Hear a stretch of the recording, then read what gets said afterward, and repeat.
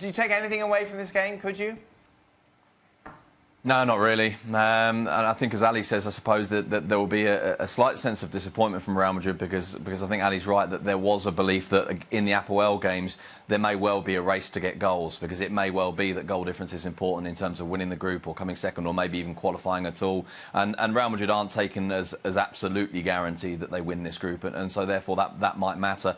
This was kind of the game that you expect it to be, the kind of game where Madrid are just too good, but not actually very good by their own standards, and a game in which Cristiano Ronaldo gives them that extra touch of aggression, that extra touch of ambition, gets the goals for them as well that they've perhaps been lacking in his absence in the league, because of course he had that 5-game ban. But no, this was a game that fundamentally, what do you take from it? You take that Real Madrid have got the victory that everyone thought they would get, and possibly even slightly less of a victory than people thought they might get. Did you go to this game, Sid? Did Sid go to this game? Did you go to this game, Sid, or did you not bother? No. No. Well, this was one of those nights. No, exactly. No, this is one of those rare occasions when actually the Bernabeu wasn't attractive enough, and this was one of those nights where you try and watch 2 games at once, and it doesn't quite work, to be perfectly honest, every time you try and watch 2 at the same time. All right, away from where you watch the game, let's talk about. But my point is, why exactly? I mean, how uninteresting a game was that? Seriously. Well, you could compare Champions it to League, my backside. I want to talk to Sid about dilution. Dilution. Money.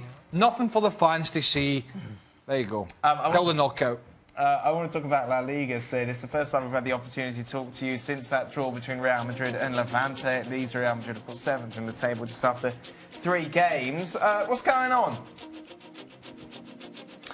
In truth, I don't think a huge amount. I mean, I think there are 1 or 2 things to pick up on. When they drew with Valencia, I think you could look at it and say Madrid were very unfortunate. I think they were perhaps a little bit unfortunate not to have beaten Levante as well. They certainly had the opportunities to have won it and won it reasonably comfortably. And yet, I think Zidane was right to insist after the game on the fact that he wasn't pleased with the way that they played. They lacked a little bit of speed. The ball wasn't moved particularly well. It wasn't very fluid. I don't know, but I suspect it plays a bit of a part, the fact that they played at 1 o'clock. That's at least 7 hours and 45 minutes earlier in the day than any of the games they've played this season. This is off the back of international break as well, with Cristiano Ronaldo missing. The thing that's really been, if you like, kind of floated as an idea since this game and with the Valencia result as well, is that idea that they haven't really replaced either Alvaro Morata or even Mariano, both of whom number 9s, of course, who departed in the summer. And Zidane had said in the summer when Morata went, we need another striker. Then when the squad was kind of closed at the end of the transfer window, he said, we don't need one. Of course, he'd said he needed one because at that stage he thought Mbappe was probably coming.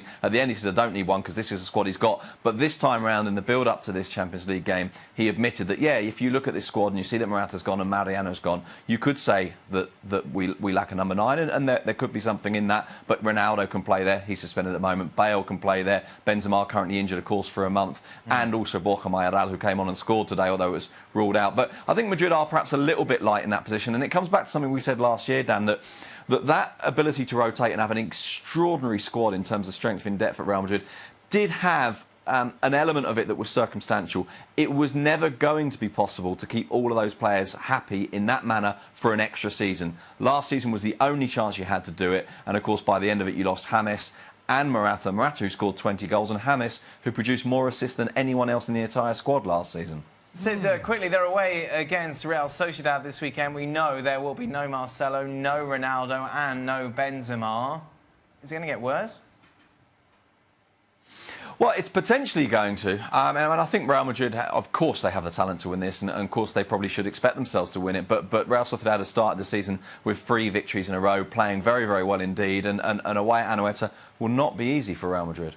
Boys, are you buying this? Nothing well, it depends what time the kick-off is. I mean, it might be, might need an extra bit of rest time, as Sid said. 7 hours 45. There's a lot you can do. Does it not affect you though? It's not a point, the fact that you come back from international? I never ever thought about a kick-off time coming back as a player. Never. That's just me. Never. Steve, did it ever cross your mind? You presumably.